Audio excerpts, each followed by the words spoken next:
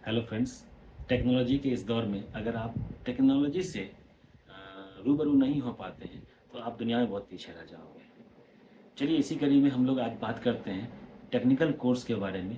वो technical course जो सबसे ज़्यादा डिमांडेबल है अपने इंडिया के अंदर, जिसका नाम है बीटेक, इंजीनियरिंग कोर्स। अगर आपको इंजीनियर बनना है, इंजीनियरिंग फील्ड में अगर आप इंजीनियरिंग प्रोफेशन में आना चाहते हैं तो आपको करना होता है बीटेक।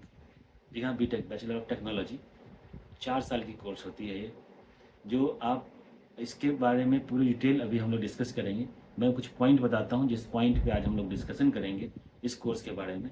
जैसे बीटेक है क्या, कहाँ से हम लोग कर सकते हैं, इसको कौन कौन कर सकता है, इसके लिए क्वालिफ़िकेशन क्या होगी, फ़ी कितने लगेंगे, कॉलेज कहाँ मिलेगी, कोर्स करने के बाद जॉब्स मिलेंगी या नहीं मिलेंगी, जॉब जॉब कैसा मिलेगा, सैलरी क्या आएगी, ये सारे पॉइंट पे हम लोग आज डिस्कशन करें। चलिए तो मैं बताता हूँ बीटेक के बारे में बात करते हैं। बीटेक है क्या?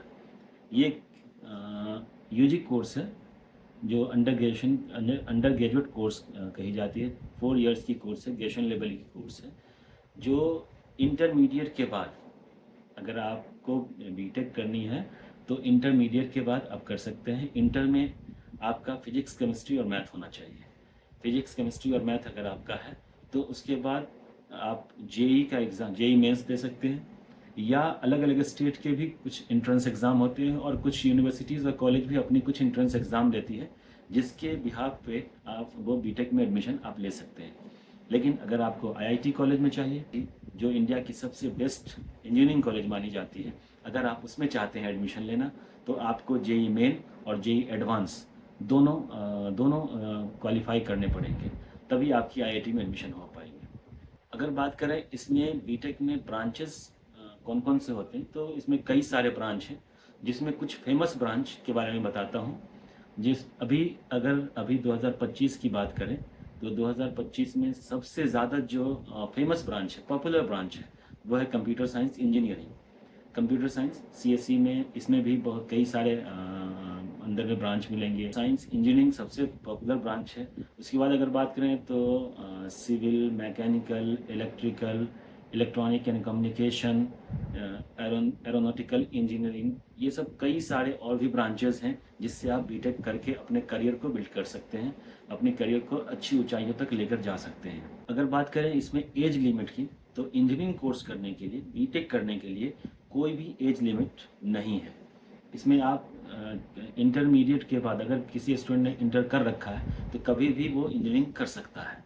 कुछ कॉलेज मिनिमम एज फिक्स करते हैं 17 साल, मिनिमम 17 साल, मैक्सिमम कोई लिमिट नहीं है। अगर बात करें इसके कोर्स फ़ी की, तो बीटेक के कोर्स का फ़ी अलग अलग कॉलेज और यूनिवर्सिटी पर वैरी करता है। कुछ कॉलेज जो ब्रांड कॉलेज होंगे, जो बहुत फेमस यूनिवर्सिटीज़ और कॉलेज होंगे, उनकी फ़ी बहुत ज़्यादा होती है, 4 से 5 लाख रुपया, 6 लाख, 8 लाख, 10 लाख, 20 लाख तक जा सकती है। लेकिन नॉर्मल कॉलेज जो आता है, जो नॉर्मल कॉलेज की बात करें तो 2 से 2.5 लाख, 3 लाख रुपए में भी बीटेक हो सकता है आपका नॉर्मल कॉलेज में। लेकिन अगर एवरेज कॉलेज की बात करें तो आपका कोर्स फ़ी, लॉजिंग और फूडिंग लेकर के 6 से 7 लाख रुपए में आपके अच्छे कॉलेज मिल जाएंगे। अगर आप सोचते हैं कि बीटेक करें कहाँ से, तो मैं बता दूँ, इंडिया के अंदर हज़ारों कॉलेज हैं बीटेक के लिए, इंजीनियरिंग कॉलेज हज़ारों हैं जहाँ से आप कर सकते हैं। लेकिन अगर आपको बीटेक करना है तो आप सबसे पहले कॉलेज के बारे में पता करें, देखें कि नैक ए एग्रीगेटेड कॉलेज कौन कौन सा है, आप वहाँ के बारे में पता करें, उसके वहाँ के प्लेसमेंट सेल के बारे में पता करें, वहाँ के क्वालिटी के बारे में पता करें और फिर एडमिशन वहाँ कराएं।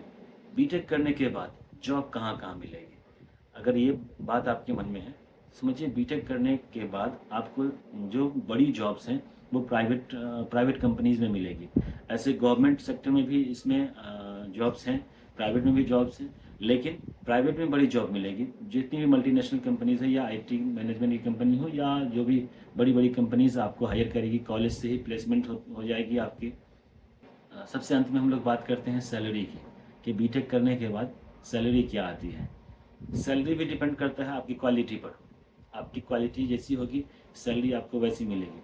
अगर आप कंप्यूटर साइंस इंजीनियरिंग कर रहे हैं और अगर आप नॉर्मल कॉलेज से कर रहे हैं तो तब भी अगर आपने सही से पढ़ा है, आप मेहनत करेंगे तो आपकी सैलरी 50,000 प्लस के आसपास जाएगी। स्टार्टिंग फेज़ में 40 से 50,000 रुपये की सैलरी आएगी।